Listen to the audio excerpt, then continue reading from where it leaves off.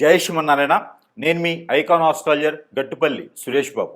ఇప్పుడు జీవన శైలిలో మనం ఒకసారి గమనించినట్టయితే గనక ఒక చిన్న విషయం ఏమిటంటే గనక ఈరోజు మనం చూస్తూ ఉన్నాం, ఎంతోమంది చాలా వయసు వచ్చినప్పటికీ కూడా పెళ్ళిళ్ళు అవ్వకుండా చాలామంది ఉన్నారు. పోనీ అది ఒక పక్కన పెట్టేస్తే, పెళ్ళిళ్ళు చేసుకోకపోవడానికి గల కారణాలు పేరెంట్స్కి అతి ఆశ కావచ్చు, చేసుకునేటువంటి వారికి కూడా అతి ఆశ కావచ్చు. మరొకటి, పెళ్ళి అయిన తర్వాత వారి యొక్క ఆధీనంలో ఉండాలి, వారి యొక్క వాల్యూస్లో ఉండాలి అనే ఒక సంబంధంలో కావచ్చు. లేదు అంటే కనుక వీళ్ళకి ఫ్రీడమ్ ఉండదేమో అనుకునే విధంగా. అన్నిటికన్నా ముఖ్యమైనటువంటి విషయం ఏంటంటే కనుక పెళ్లి కాకముందే ఒక రకమైనటువంటి బంధంలో ఉండిపోవటం, ఆ బంధానికి విడిపోలేనటువంటి తత్వం, ఇవన్నీ కూడా మనకి గమనిస్తూ ఉన్నాం. కానీ వీటన్నిటితో పాటు మరొక విషయం ఏంటంటే కనుక అటో ఇటో చేసి పెళ్లి చేసుకుంటారు, పెళ్ళి అవుతుంది. ఈ పెళ్లి చేసుకోవడానికి కారణాలు పెద్దవారి యొక్క బలవంతం, లేదా పిల్లలు ఇష్టపడి లవ్ మ్యారేజెస్, లేకపోతే ఒక అభిప్రాయాలు ఇంకోరికి నచ్చి చేసుకునేటువంటి విధానం, ఇవి పెళ్లి చేసుకోవడం. ఇకపోతే పెళ్ళి అవుతుంది, అటు ఇటుగానో విడిపోతారు. బంధాలు ఎన్నో ఉన్నా విడిపోతూ ఉంటారు. లవ్ చేసుకుంటారు ఎన్నో సంవత్సరాలుగా, పెళ్లి చేసుకుంటారు, విడిపోతారు. లవ్ చేసుకుంటారు, పెళ్లి చేసుకోకపోయినా విడిపోతూ ఉంటారు. ఇలాగా చాలామంది ఒక్కొక్కరు వాడికి బానిసైపోతూ ఉంటారు.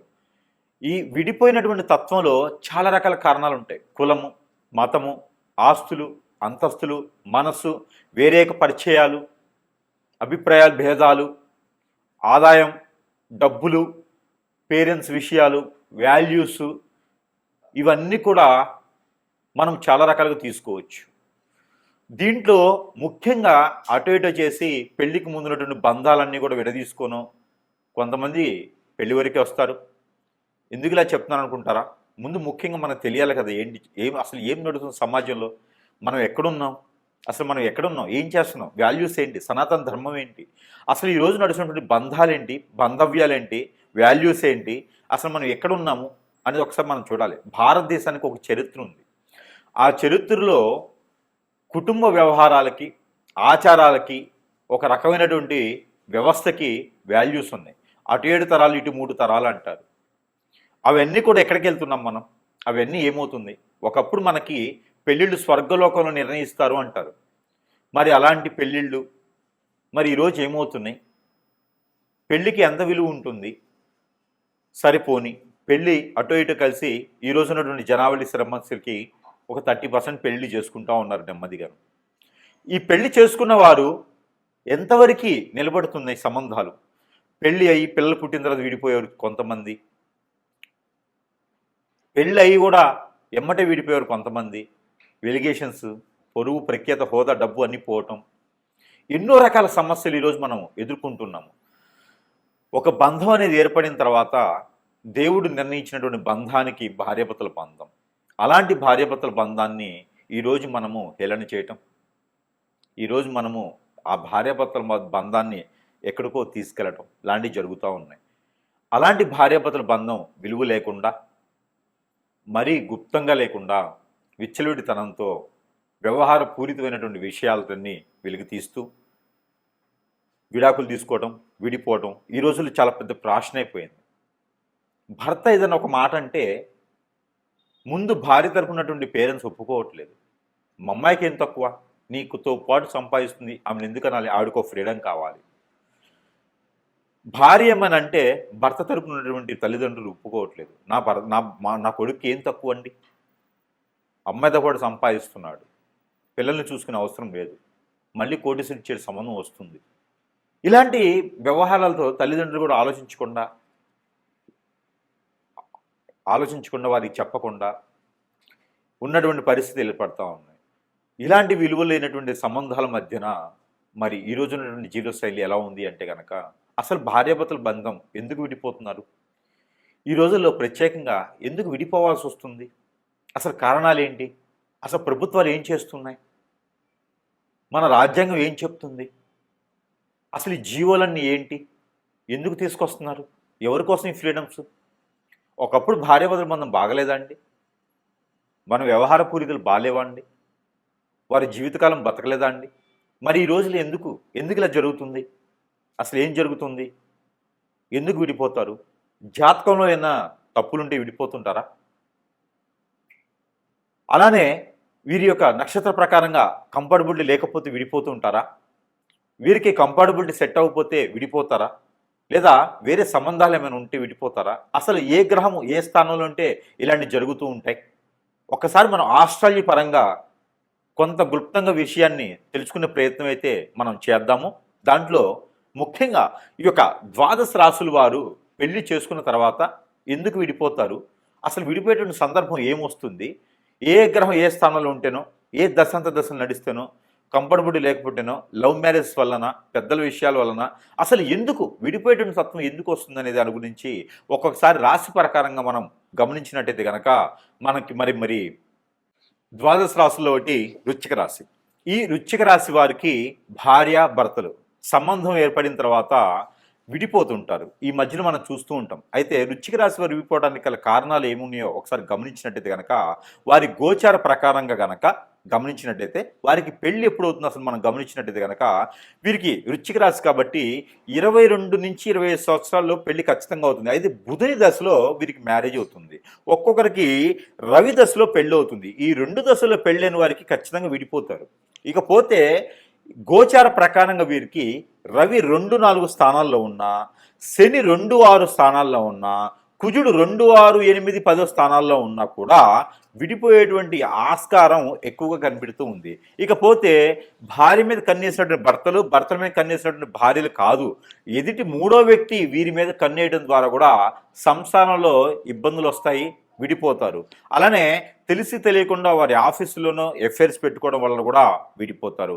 ఇక అందంగా ఉన్నటువంటి భార్య ఉంది, అందంగా ఉన్న భర్త ఉన్నారని చెప్పేసి వీరి బాధ్యత తీసుకున్నటువంటి గుణానికి అలవాటు పడిపోయేసి ఎదుటి వారు ఏదైనా కన్నేసి వీరి మీద వారింతలో వాడే రావాలి అని చెప్పేసి ఈ భార్య పిల్లలు ఏమైపోయినా పర్వాలేదని చెప్పేసి వారిని లాగేయటం, అలాంటిది హిప్నాటిజం చేయటం, వశీకరణ చేయటం, బాగలముఖి, భానుమతి, యక్షిణి లాంటి విద్యలు ఉపయోగించేసి దగ్గర చేసుకోవటం, ఇలాగ ఎన్నో రకాలైనటువంటి సమస్యలు, డబ్బు సమస్య, వ్యామోహ సమస్య, వృత్తిపరంగా అలానే టైం ఇవ్వలేదని కొంతమంది, అలానే ఎక్కడో ఉండి రెండు జాబులు చూసుకుంటూ కొంతమంది ఎన్నో రకాల సమస్యలతో విడిపోతూ ఉంటారన్నమాట. చెప్పుడు మాటలు వినడం, ఆశపడటం, కట్నాలు ఇవ్వలేదు అనుకోవటం, అతిగా కట్నం కావాలనుకోవటం, విదేశాలకు వెళ్ళాలనుకోవటం, ఎన్నో రకాల సమస్యలతో విడిపోయేటువంటి వృశ్చిక రాశి వారికి కొంతమేర దగ్గర అవ్వాలి అంటే ఏం చేయాలి అంటే కనుక ముందుగా మీకున్నటువంటి ఎఫ్ఐఆర్స్ కానీ, చెడు వ్యసనాలు గురించి కానీ దూరం అవ్వాలి. అలా దూరం అయితే కనుక ఖచ్చితంగా మీరు విడిపోకుండా బాంధవ్యం నిలబడుతుంది.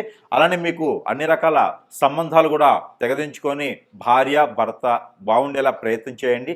ఇప్పటికి కూడా విడిపోయి ఉన్నారా, కోర్టు వరకు విషయాలు వెళ్ళినాయా, మీ అందరూ కూడా బాగుండాలంటే చిన్నమారి ప్రయోగం చేయండి. అలాంటి వారు ఉన్నారంటే కనుక ఇదిగోండి ఈ యొక్క కియామాల, ఇది అన్ని రకాల స్ట్రెస్ నుంచి బయటపడేస్తుంది.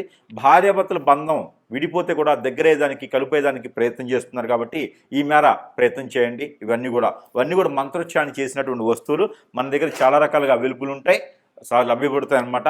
ఇక ఎవరికైనా కావాలనుకుంటే మీ సమస్యను బట్టి పరిష్కార మార్గం దొరుకుతుంది. ఇక అది ఆరావళి కాటుక, ఈ కాటుకని ధరించడంతో పిల్లలు పెద్దలు ఎవరైనా ధరించి, పిల్లలకైతే కనుక నేలపట్టుతాను, అలానే దిష్టి దోషాలు అన్ని పోతే, పెద్దలకైతే కనుక భార్యాభర్తలు విడిపోతే దగ్గర అయ్యేదానికి ఆస్కారం ఎక్కువగా ఉంటుంది కాబట్టి ఈ కాటుకను కూడా ధరించేటువంటి ప్రయత్నం చేయండి. అలానే సోపు, ఏదైనా భార్యలో కానీ భర్తలో కానీ సిమ్టమ్స్ ఏమైనా చేంజ్ వచ్చినాయా, వారిలో లోపాలు ఏమైనా వచ్చినాయా అంటే కనుక ఇది సోపు, ఈ సోప్ అప్లై చేసుకోవడం చేయించడం ద్వారా కూడా వారిలో ఉన్నటువంటి సిమ్టమ్స్, రాంగ్ సిమ్టమ్స్ అన్నీ కూడా పోయి మన మీద ప్రేమ, అనురాగం, ఆప్యాయత అన్నీ లభ్యపడతాయి. కాబట్టి ఈ మార ప్రయత్నం చేయండి. ఇక దీంతోపాటు చిన్న పరిహారాల కోసం ఏదైనా పరిహారాలు చేసుకోండి, అన్ని రకాలకు బాగుంటుంది కాబట్టి పరిహారాలు చేసుకోండి. ఈ పరిహారాలు కూడా తగ్గట్లే అంటే కనుక ఖచ్చితంగా గురువుగారిని సంప్రదించండి.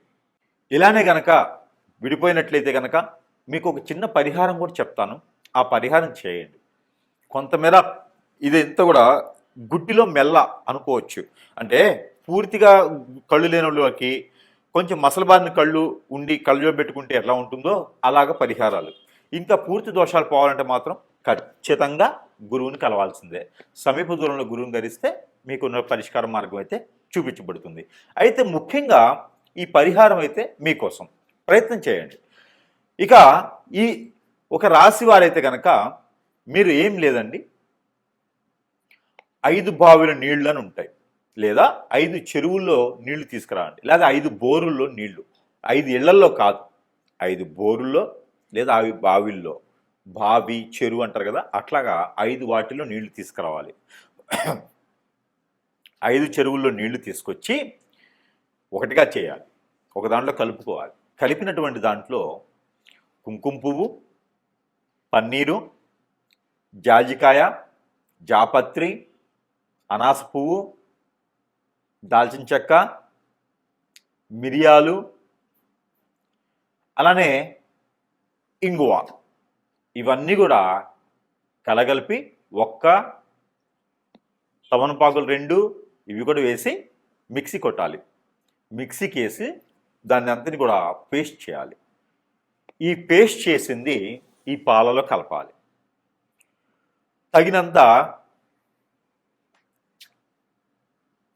తేనె కలపాలి. కలిపినటువంటి మిశ్రమాన్ని ఎక్కడైనా సరే దానిమ్మ చెట్టు లేదా సీతాఫల చెట్టు లేదా వేప చెట్టు, రావి చెట్టు, ఈ 2 కలగలిపి ఉన్నటువంటి సమయం, అక్కడ స్థలం, వాటిలో గురువారం రోజున, శుక్రవారం రోజున సాయం సంధి వేళలో అభిషేకం చేసి మట్టి ప్రమిదిలో, అభిషేకం అంటే చెట్టు పాదిలో పోయటం, 3 సార్లు తిరుగుతూ పోయాలి. అలానే ఒక పసుపు కలర్ దారం కానీ, 7 పోగులు వేసినటువంటి వైట్ కలర్కి పసుపు రాసినటువంటి దారం కానీ ఆ చెట్టుకు కట్టాలి. 7 పోగులు 7 సార్లు తిరిగి చుట్టూ కట్టాలి. అది వేసి కనుక అక్కడ చెట్టు కింద మట్టి ప్రమిదిలో 2 ఒత్తులేసి ఆవు నెయ్యితో లేదా కోకోనట్ ఆయిల్తో దీపారాధన చేయాలి. లేదా నిమ్మకాయ తొడిమి ఉంటుంది కదా, అది నిమ్మకాయ తొక్క, అదే వెనక తిప్పేసి కోకోనట్ ఆయిల్ వేసి దీపారాధన చేయాలి. ఇలాగా 3 మాసాలు 3 సార్లు చేస్తే వారంతో సంబంధం, నక్షత్రంతో తిథితో సంబంధం లేదు. గురువారం లేదా శుక్రవారం చేయండి, మాసానికి ఒకసారి చేయండి. పౌర్ణమి ముందు వచ్చేటువంటి శుక్రవారం, గురువారం చేస్తే చాలా మంచిది. ఇలాగా 3 మాసాలు 3 సార్లు చేయాలి. స్త్రీ పురుషులు ఇరువురు కూడా చేయొచ్చు. ఇది ఎందుకోసం పరిహారం మీకు చేసి ఆ ప్రమిది కింద మీ సమస్య భార్యాభర్తల మధ్యన ఏముందో, ఎందుకు గొడవలు అవుతున్నాయి, ఏదైనా అఫైర్స్ ఉన్నాయా, ఏదైనా సమస్య ఉందా, ఆర్థిక సమస్య, ఆరోగ్య సమస్య, లేకపోతే మాట వినట్లేదా, ఇవన్నీ కూడా సమస్యని ఒక వైట్ పేపర్ మీద కాటుకతో, కాజల్తో అయినా రాయండి. మీ భాషలో మీరు రాయండి. రాసి 4 మడతలు వేసి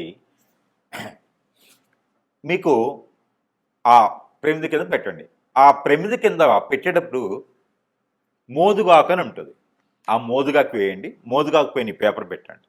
ఈ పేపర్ పైన ప్రతిమ పెట్టి దాంట్లో దీపారాధన చేయండి. ఇలా 3 వారాలు 3 మాసాలు చేయండి. దీని ద్వారా విడిపోయినటువంటి వారు కలుసుకునే దానికి చాలా అవకాశం ఉంటుంది. కాబట్టి ఈ ప్రయత్నం మీకోసం. ఈ పరిహారం అయితే ఖచ్చితంగా మీకోసమే. ఈ రాశి వారు అయితే కనుక ఒక జాజికాయ తీసుకోండి, తెల్ల జిల్లేడు ఏరు చిన్నది, నల్ల ఉమ్మెత్త ఏరు చిన్నది, ఈ 3 తీసుకోవాలి. ఈ 3 తీసుకొని భోజపత్రం అని ఉంటుంది, మనకి పూజా సామాగ్రిలో దొరుకుతుంది. భోజపత్రం అంటారు. చెక్కతో చేసినటువంటి ప్యూర్ పేపర్ అంటారు అనమాట. పేపర్ అంటే మిషన్లో వేసి రంగరించి పేపర్లో వస్తుంది కదా, అది భోజపత్రం అంటారు. మనకి చూస్తే తెలుస్తూ ఉంటుంది భోజపత్రం అంటే ఏంటనేది. అయితే ఆ భోజపత్రం పైన మీ పేరు, ఎవరైతే విడిపోయారో వారి పేరు రాయండి. రాసి మధ్యలో స్వస్తిక్ వేయండి. ఆ పేరుకి పేరుకి మధ్యన స్వస్తిక్ వేయండి.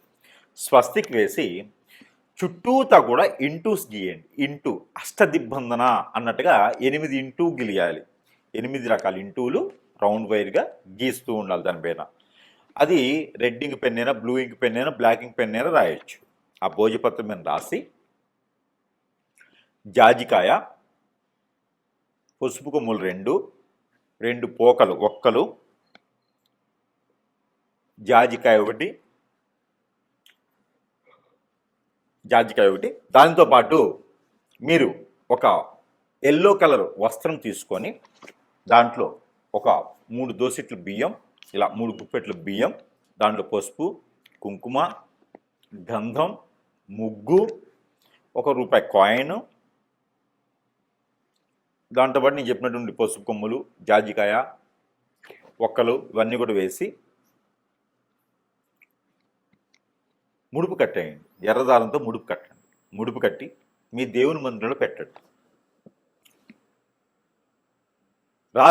రాసిన రోజున ఇది గురువారం, శుక్రవారం రాయాలి. భార్యాభర్తలు కలవటానికి, ఇది విడిపోయి ఉంటే కలవటానికి.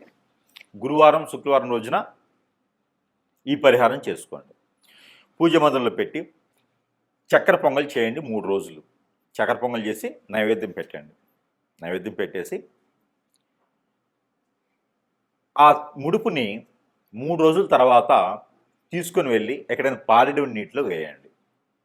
వేస్తే అంతటితో మీకు విడిపోయినటువంటి భర్త కావచ్చు, భార్య కావచ్చు, ఎలాంటి పరిస్థితులు విడిపోయినా మళ్ళీ తిరిగి వచ్చేదానికైతే ఖచ్చితంగా అవకాశం దొరుకుతుంది మీకు.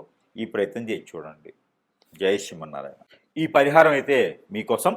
ఈ రాశి వారు కనుక ఈ పరిహారం చేసుకున్నట్టయితే కనుక ఖచ్చితంగా విడిపోయినటువంటి భార్యాభర్తలు ఒకటేలా ఉంటుంది, పెళ్లి కానువరకైతే పెళ్లి అయ్యేలా కూడా ఉంటుంది. అలానే ఈ పరిహారం చేసుకోండి, అదృష్టవంతులు అయ్యేదానికి ఆస్కారం ఉంటుంది. మీకున్నటువంటి కుజదోషం, కాలసర్పదోషం, నాగదోషం అన్నీ కూడా కొంచెం మేర ఉపశమనం దొరికేదానికి అవకాశం కనిపిస్తుంది. కాబట్టి ఈ ప్రయత్నం చేయండి. మీకు వైట్ కలర్ దారం తీసుకోండి. తీసుకొని మీరు ఎంతైతే హైట్ ఉంటారో అంత హైట్, బొటనవేల దగ్గర నుంచి తల వరకు, బొటనవేల దగ్గర నుంచి తల వరకు, బొటనవేల దగ్గర నుంచి తల వరకు, బొటనవేల దగ్గర నుంచి తల వరకు మీరు 7 టైమ్స్ లేదా 11 టైమ్స్ పోగులు వేయండి. పోగులు వేయండి. జంజం పోగులు వేస్తాం కదా అట్లాగా. ఈ పోగులు వేసినటువంటి దారాన్ని తీసుకొని దానికి పసుపు రాయండి. అన్నీ కలిపేసి ఈ 11 దానికి పసుపు రాయండి. ఈ పసుపు రాసినటువంటి దారానికి 2 పేటలు వేయండి.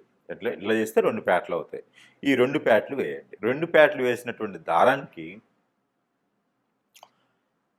రాగిలో కానీ, పంచలోకాలు కానీ, సిల్వర్లో కానీ 2 పాములు, జంట పాములు ఉంటాయి కదా ఇలాగా పరిగిప్పి, ఈ జంట పాములు ఉన్నటువంటి ప్రతిమ అంటే రూపు ఒకటి తీసుకోండి. ఈ రూపు తీసుకొని ఈ కొలిసినటువంటి దారాన్ని దానికి కట్టేసేయండి. దానికి అడ్డంగా కట్టేసేయాలి. బంధన అన్నట్టుగా, బంధన అంటే ఇలా కట్టాం, అడ్డంగా కడతాం బంధన అంటే. ఈ బంధన అనేది దానికి కట్టేసేయండి. ఈ కట్టినటువంటి దాన్ని మీ తల దగ్గర పెట్టుకొని ఒక 3 రోజులు నిద్ర చేయండి. అలాంటి సమయంలో కలవద్దు. అలాంటి సమయంలో విడిగా పడుకోవాలి. నేల పడక చేయాలి. చాప మీద పడుకుంటే మంచిది. మంచం మీద పడుకోవద్దు. ఈ 3 రోజులు కూడా మీ పక్కలో పెట్టుకొని పడుకోండి. తెల్లవారు లేచిన తర్వాత తల దగ్గర నుంచి కాలు వరకు, తల దగ్గర నుంచి కాలు వరకు 7 టైమ్స్ తీసుకోండి. 3 రోజుల తర్వాత ఇది ఆదివారం రోజో మంగళవారం రోజో మొదలుపెట్టండి. ఈ 3 రోజులు సాయం సంధ్య వేళ మొదలుపెట్టండి. ఈ 3 రోజులు నాన్ వెజ్ భుజించకండి. వెజ్లో కూడా ఆలు, గోంగూర, వంకాయ, పొట్లకాయ తినకండి. ఆలు, గోంగూర, వంకాయ, పొట్లకాయ ఇవి తినకండి. నాన్ వెజ్లో ఫిష్ కానీ, మటన్, చికెన్ ఏం తినొద్దు. మామూలు శాకాహారిగా ఉండండి. పాలు కూడా తాకండి. ఎగ్స్ కూడా తినకండి. ఈ 3 రోజులు దీప నైవేద్యాలు పెట్టండి స్వామివారి దగ్గర. ఏ ఆలయానికి వెళ్ళే అవసరం లేదు, మామూలుగా అయితే వెళ్ళండి. ఇక ఈ ప్రతిమ తీసుకెళ్ళి ఎక్కడైనా మీకు పారెడు నీరు ఉంటే అక్కడ ఒక కొబ్బరికాయ తీసుకొని వెళ్ళండి. ఆ కొబ్బరికాయ కొట్టేసి అక్కడే మీకు చెరువు దగ్గరగా కొబ్బరికాయ కొట్టేసి ఆ నీళ్లు తీసేసి ఆ 2 చిప్పల మధ్యలో ఈ పడగ ఏదైతే ఉందో రాగిది కానీ, పంచలోకాలు కానీ, సిల్వర్ కానీ తీసుకున్నటువంటి పడగ కట్టినటువంటి బంధనం కట్టేసి మీ దగ్గర పెట్టుకుని పడుకుంటారు కదా, ఆ పడగ తీసుకొని కట్టేసేయండి. కట్టేస్తారు కదా, ఆ కొబ్బరి చిప్ప లోపల పెట్టేసేయండి. పెట్టేసి దానికి నల్లని దారం లేదా ఎర్రని దారం కట్టేసి దాన్ని మళ్ళీ ఫిల్ చేసేసేయండి. 2 అతికిచ్చేసి దాని లోపల ఈ నాగపడిగిలిది పెట్టేసి కట్టేసేయండి. ఆ కట్టినటువంటి కొబ్బరికాయ పారెడు నీటిలో కానీ, నిలువున్నటువంటి కుంటలు వాటి ఉంటాయి కదా వాటిలో కానీ వేసేసేయండి. వేయటం ద్వారా మీకున్నటువంటి దిష్టి దోషాలే కాదు, కాలసర్పదోషం, నాగదోషమే కాదు, భార్యాభర్తలు విడిపోవడానికి ఎలాంటి సకల దోషాలు ఉన్నా కూడా ఇలా చిటికలో పరిశాపంచలు అవుతాయి. ఈ ప్రయత్నం చేస్తే మీ భర్త మీ దగ్గరికి వస్తారు, మీ భార్య మీ దగ్గరికి వస్తుంది. ఈ రెమెడీకి మాత్రం గురువుగారికి ఎంత ఇచ్చినా తక్కువే. కాబట్టి ఈ పరిహారం చేసుకొని మళ్ళీ విడిపోయినటువంటి భార్యాభర్తలు కలుసుకోవాలనిగా మనస్ఫూర్తిగా కోరుకుంటూ ఉన్నాను. చిన్న జీవితం బొగ్గుపాలు చేసుకోకండి. భార్యాభర్తలు ఎల్లకాలం కలుసుకునేలాగా ప్రయత్నం చేయండి. ఈ పరిహారం చేసుకొని అదృష్టవంతులు అవ్వండి. జై శ్రీమన్నారాయణ. ఈ పరిహారం ఈ రాశి వారు చేసుకున్నట్టయితే కనుక ఖచ్చితంగా మీకు విడిపోయినటువంటి భార్య మళ్ళీ రావాలని మనస్ఫూర్తిగా ఉందా? ఈ పరిహారం చేయండి. విడిపోయినటువంటి భర్త అతనే కావాలని మీకు అనిపిస్తే కనుక ఖచ్చితంగా ఈ పరిహారం చేయండి, వచ్చేస్తాడు. ఏమిటంటే ఒక రాగి పాత్ర తీసుకోండి. చెమ్ము, గ్లాసు, పాత్ర ఏదైనా తీసుకోండి. తీసుకొని దానిపైన మూత ఉంటుంది కదా, ఆ మూత కింద పెట్టండి. సింహద్వారానికి లోపల నుంచి బయటికి వస్తూ ఉంటే రైట్ సైడ్లో ఉండాలి. బయట నుంచి లోపలికి వెళ్తుంటే లెఫ్ట్ సైడ్లో ఉండాలి. గడప పక్కన ముందు అంటే లోపల మనం బయటికి వెళ్ళే దారిలో గడప పక్కన లోపల నుంచి బయటకు వస్తుంటే రైట్ సైడ్. కింద ప్లేట్ పెట్టి దానిపైన భోజపత్రం లేదా మోదుగాకు అంటారు కదా, మోదుగాకు వేయండి. మోదుగాకు పైన మూత పెట్టేసేయండి. చిన్న ఇట్లా పెట్టేసేయండి మూత ఎలికల. దాంట్లో పాత్ర, గ్లాసు, చెమ్ము ఏదో ఒకటి పెట్టేసి దాని లోపల నీళ్లు వేయండి. నీళ్లు వేసి దాంట్లో మందార పువ్వు ఒకటి, రోజ్ పువ్వు ఒకటి వేయండి. ప్రతిరోజు నీళ్లు మార్చండి, పువ్వులు మార్చండి. దాంట్లో ఒక జాజికాయ వేయండి. మిరియాలు ఒక 4 వేయండి. తెల్ల ఆవాలు ఒక 4 వేయండి. మెంతులు ఒక 4 వేయండి. ఇవి వేసి నీళ్ళు అక్కడ పెట్టేయండి. ప్రతిరోజు కూడా ఉదయించే సూర్యునికి నీళ్లు ఆజ్ఞనివ్వండి. ఇది వేరు, ఇది వేరు, రెండు చేయండి. ఈ రెండు చేస్తూ నాగపడిగలు కానీ, మానసదేవి అమ్మవారు కానీ, సుబ్రహ్మణ్య స్వామివారు కానీ, పుట్ట దగ్గర కానీ, కుమారస్వామి, అయ్యప్పవారి స్వామి, ఇక్కడ ఈ ఆలయాల్లో మాత్రమే మీరు చలిబిడి అంటే అందరికీ తెలుసా? తెలియకపోతే బియ్యం పిండి, బెల్లం కలిపినటువంటి బియ్యం పిండిలో సజ్జలు ముందు రోజు నానబెట్టి, ఒక 2 గుప్పెళ్ళు సజ్జలు నానబెట్టి అవి ఒక వస్త్రంలో, కాటన్ వస్త్రంలో కడితే చిన్న చిన్న మొలకలు వస్తాయి. తెల్లవారిన తర్వాత ఓ 4 గంటలు నానిన తర్వాత కడితే మొలకలు వస్తాయి. ఆ మొలకలు వచ్చినటువంటి సజ్జల్ని ఈ చలిబిడిలో కలపండి. బియ్యం పిండి, బెల్లం కలిపినటువంటి పిండిలో కలిపేసి అక్కడ స్వామివారికి నైవేద్యం పెట్టండి. ఏ సమస్య అయితే భార్యాభర్తల మధ్య ఉందో ఆ సమస్య విడిపోవాలని. ఇవన్నీ కూడా మీరు ఒక 21 రోజు చేయండి. ఖచ్చితంగా విడిపోయినటువంటి భార్యాభర్తలు ఖచ్చితంగా కలుసుకుంటారు. ఇలా చిటికలో అయిపోతుంది. కోర్టు వరకు వెళ్ళినటువంటి సమస్యలు కూడా పటాపంచలైపోతాయి. ఈ ప్రయత్నం చేసి చూడండి. జై శ్రీమన్నారాయణ.